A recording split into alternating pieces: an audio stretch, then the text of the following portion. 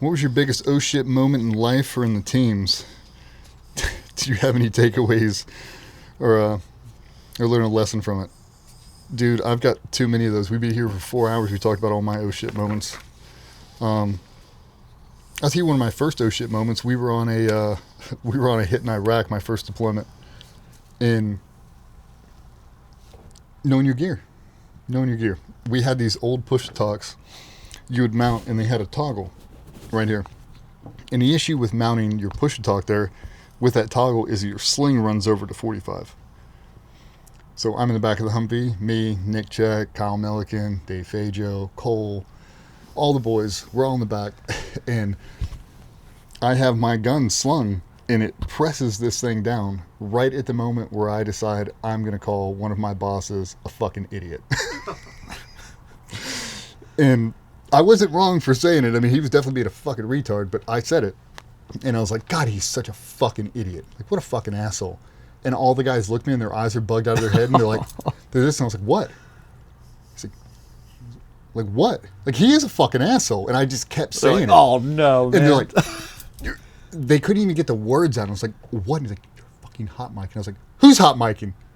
As soon as I unclicked it, he came back and was like, as soon as we get back to the compound, come see me. I'm like, fuck, man.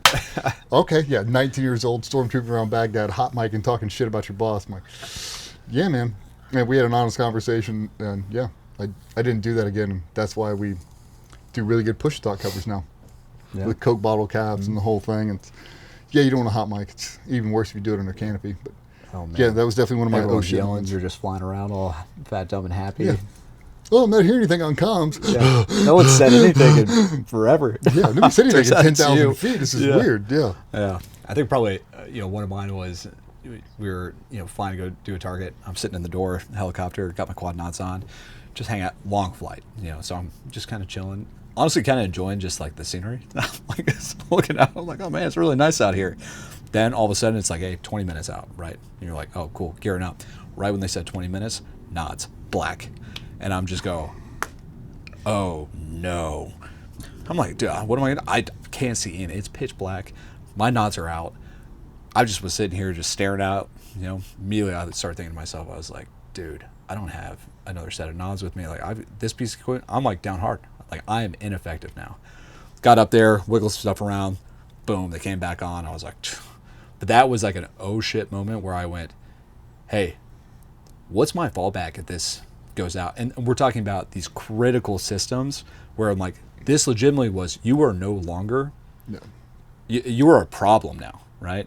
And it's like, you got to have backups for that. Mm-hmm. And that was probably the biggest thing. I apply that to everything in my life now, right? I think about it and I go, hey, if something here stops working, I mean, you could even go like something simple, right? Maybe not everyone has the luxury of having two vehicles, but it's like you and your, what happens if this one form of transportation that I have goes down?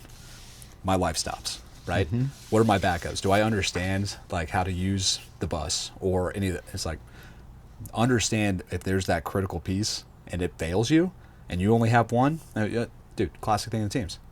2 is 1, 1 is none, right? And it's like, that was a hard one for me. Luckily, they came back on. We got the job done, got out of there.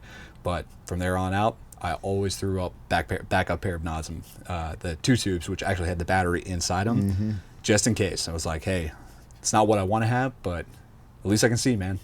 I had a set of 4 tubes on the ramp pushing a bundle. Straps broken. We're sitting there. Ready, set. As soon as I went, go. That rock went out.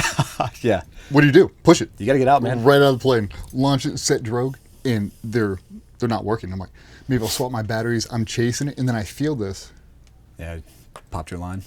Pop the cable out.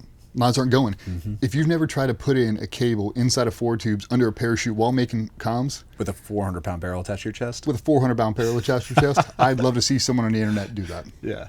Yeah, someone who talks shit on the internet, I'd love to see you push a 400-pound barrel out, have your nods go out, and try to solve that problem while communicating with people. It's serious, dude. Like, I don't jump with gloves. I'm feeling around, trying to find it. In the old school ones, they had a white dot to connect. You had to line up that white dot. Line up the white dots. I'm fucking telling you, dude, if you were to give me $1 million, you got 5 seconds. There's not a chance you can get it. I'm trying to pull a toggle in. Like, I'm trying to get back on course. This whole bundle swinging. I'm trying to get it in. I finally get that thing on. Nods power back up, and I'm probably at 10,000 feet. Like, there's no telling how long I was flying in a blindfold. I mean, I'm still flying my instruments, but it's sketchy, dude, because we jumped. There's no illume. You can't see anything. It's just you. Nope. Thank God I'm the only one out.